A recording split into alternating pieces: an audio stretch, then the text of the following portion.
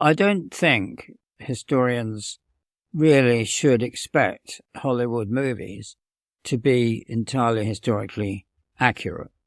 It's not possible. History is messy, it's chaotic, and it has lots of loose ends and dead ends, and you have to when you're making a film or writing a novel, you have to shape it.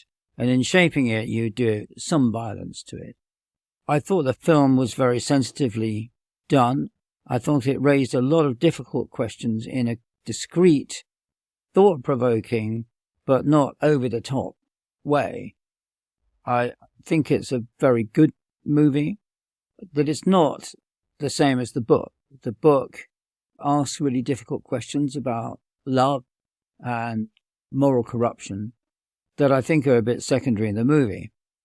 I think the movie's main problem in relation to the book, and indeed to Hearst himself, real man, is its attempt to portray what's more or less a normal home and family life for Hearst.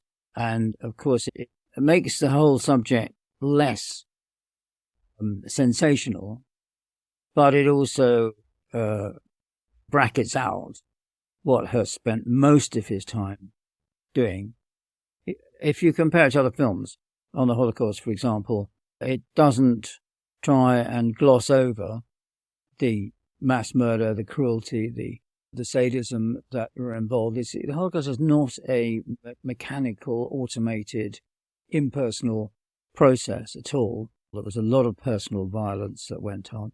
So if you think of Schindler's List, which is probably the most famous movie by Steven Spielberg, that I think does portray the concentration camp, particularly in Armand Gert, a concentration of Plaszow, at a camp at Plaszow. He sits there on his veranda of his house taking potshots at Jews, and that is the case in other camps as well. But by hinting at and backgrounding the cruelty and violence that went on in the camp, I think the film does raise some very interesting and provoking and disturbing questions about normal life.